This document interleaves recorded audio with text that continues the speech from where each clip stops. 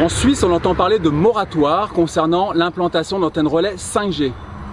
Qu'en est-il dans la réalité? C'est l'objectif de ce reportage. Je suis en Suisse, à côté de Genève, à proximité d'une antenne relais 2, 3, 4 et 5G.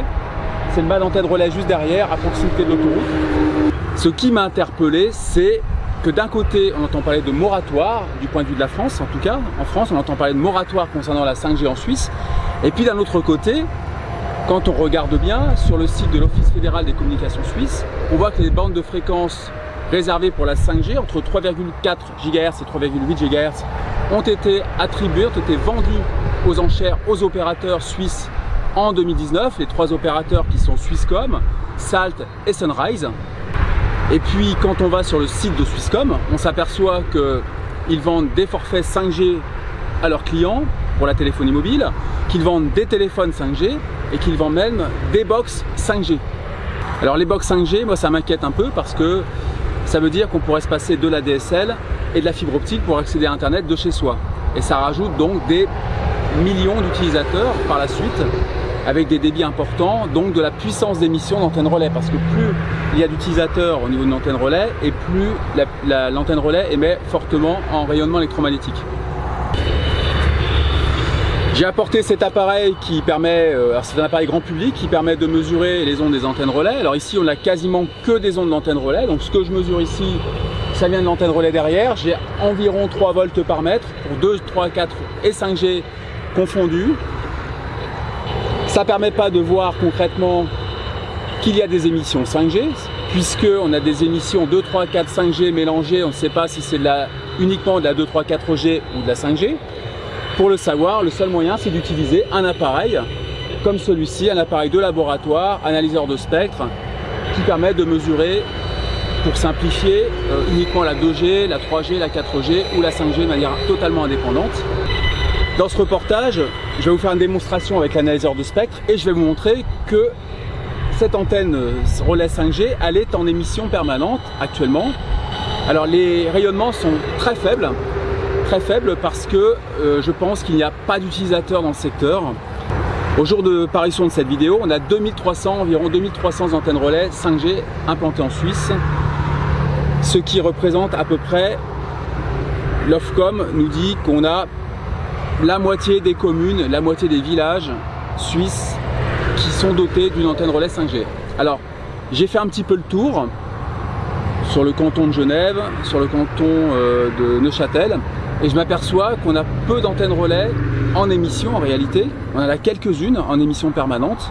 Au vu de la puissance d'émission, si aujourd'hui j'ai une valeur globale pour un riverain d'une antenne relais, je parle, de 2, 3, 4, 5 volts par mètre, dans l'avenir, j'aurai peut-être le double, peut-être le triple en termes d'exposition permanente aux ondes électromagnétiques. Et n'oubliez pas que quand on est face à une antenne relais, on est dans le cadre d'une émission de rayonnement permanent, de jour comme de nuit.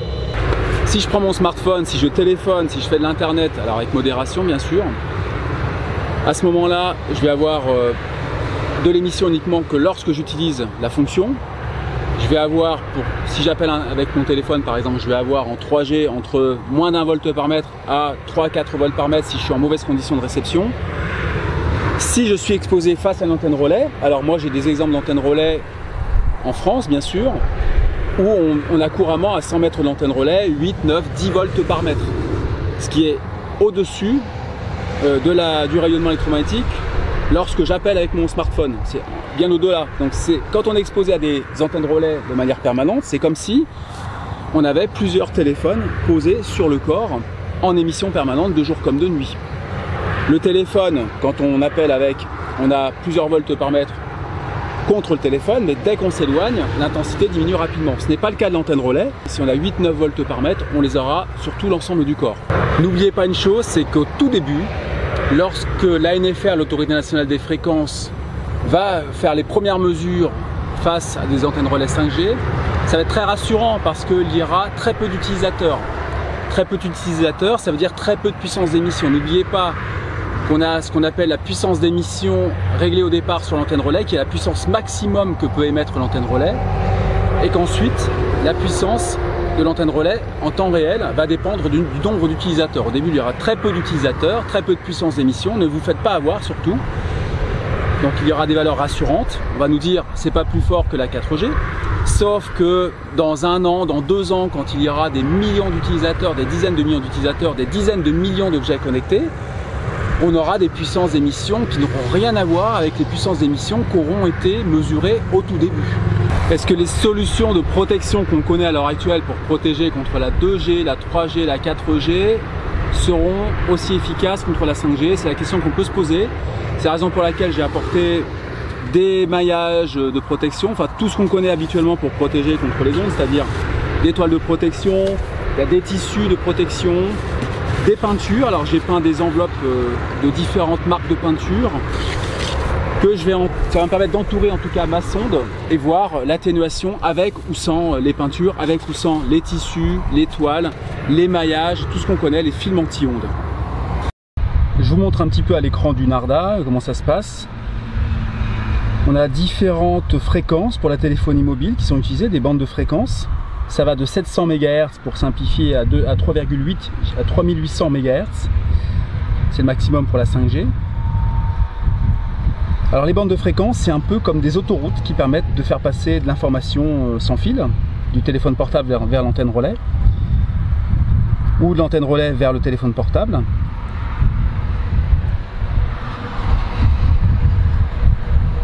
Plus l'autoroute est large et plus on peut faire passer de débit d'information. Je vous montre un petit peu les différentes autoroutes. La première ici qu'on voit, en fait, c'est 2 autoroutes qui se chevauchent. C'est la bande des 700 et 800 MHz. Là-dedans, on a la 4G exclusivement. Ici, c'est la bande des 900 MHz. On a la 3G et de la 2G confondues. Ici, la bande des 1800. On a uniquement de la 4G. Vous voyez qu'elle est un peu plus large. La bande des 2100, 3G, 4G. Ici, le tout petit pic, c'est un radar. On est à côté de l'aéroport de Genève.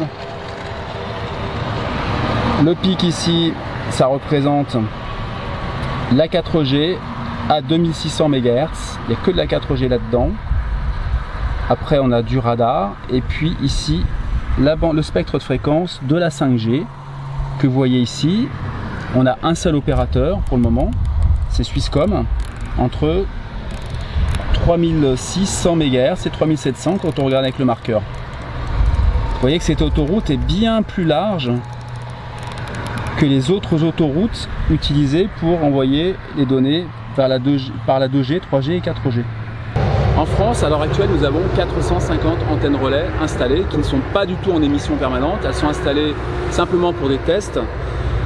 Nous avons la chance de ne pas encore avoir eu la mise aux enchères des bandes de fréquences de téléphonie mobile. Le jour où ça va se faire, à mon avis, il sera trop tard parce que l'État ne peut pas vendre d'un côté des milliards d'euros, parce que c'est à peu près les chiffres pour les bandes de fréquences de la 5G, des milliards d'euros aux opérateurs, les bandes de fréquences, et puis ensuite leur dire vous ne pouvez plus exploiter ces bandes de fréquences. Nous avons encore une marge de manœuvre pour vraiment demander un moratoire concernant la 5G, parce que moi ce qui m'interpelle, c'est la puissance d'émission des antennes relais qui est 2 fois plus puissante. Enfin, moi j'ai reçu un dossier d'installation d'une antenne relais 5G Orange que j'ai publié sur mon site Onde Expertise et qui montre réellement la puissance d'émission de l'antenne relais 5G qui est 2 fois plus puissante que la 2, 3, 4G réunie. Ça veut dire qu'on va multiplier par 3 l'intensité actuelle quand il y aura suffisamment d'utilisateurs.